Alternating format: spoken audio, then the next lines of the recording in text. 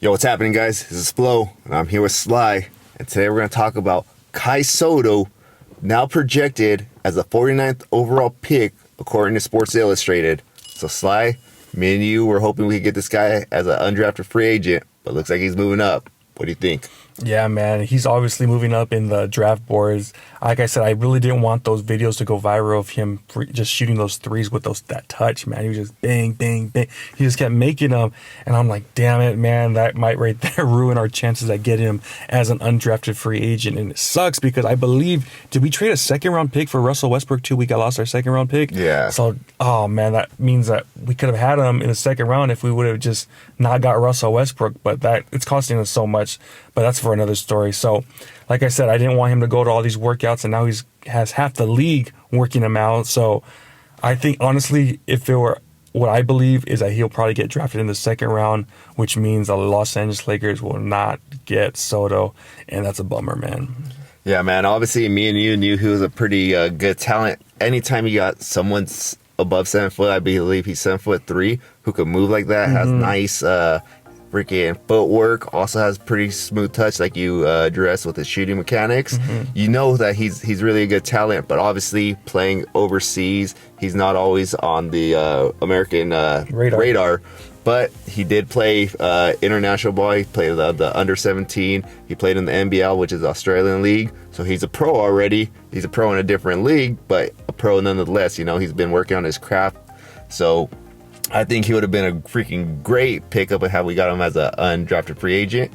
Now the question is, man, do you think the Lakers should fork out some money to try to get a second pick? Just maybe get a chance at him? What do you think? Yeah, actually, some teams do that. Obviously, they go and they get money for draft pick, second round draft picks, and I would do it. Why not? We're the Los Angeles Lakers. We always go over the luxury tax every year, and the fact is, even if you pick him up, and he's not the greatest, still he's gonna sell. He's gonna sell the G League. He's gonna sell out almost every game, especially in Los Angeles with a huge Filipino fan base. And not only that, the markets in the Philippines are just gonna go nuts. You know, every time he plays, they're gonna make sure to try to get those games. And say he makes it to the NBA, which I think he can.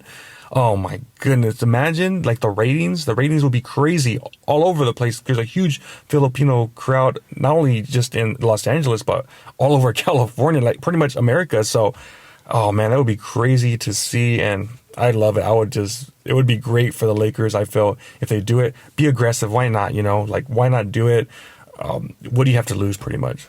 Yeah, man, I agree with you. Like, there's no real freaking lose if you do make this like if you purchase that pick, because obviously if you can get a guy like Kai Sotto in the long run, man, it's gonna pay itself 10 times over. And just as far as production on the field, man, you get a 7'3" center, a position that the Lakers are probably in the most desperate need of. Obviously we have AD, but I still consider him more of a power forward. So if we can get a guy like Kai, even if he doesn't start right away, in a year or two, him, AD, maybe LeBron at the end of his career, man, that's gonna be something like really dynamic. And just take a shot at it and then sell that money, get the pick, and then a second round contract's usually not that much on the books either. So I think the Lakers have to do this, put themselves in a position to at least be able to get him, because we're not going to be able to get him as an undrafted free agent anymore. He's going to have too much hype by the time the draft comes along.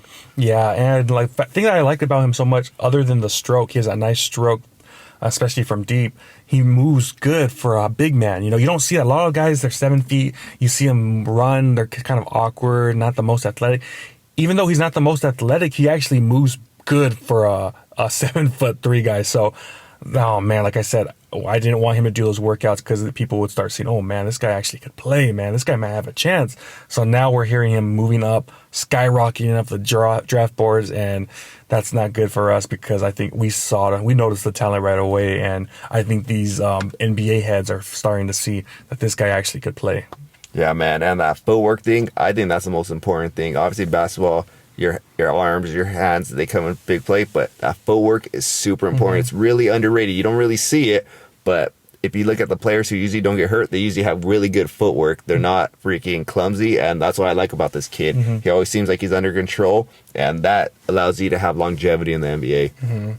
But yeah, guys, let us know what you guys think. Do you still think the Lakers have a chance at picking him up, or if it is over and we have no chance whatsoever? Let us know down below. Make sure to like this video, comment, subscribe, hit that notification bell, and we'll talk to you guys next time. Peace.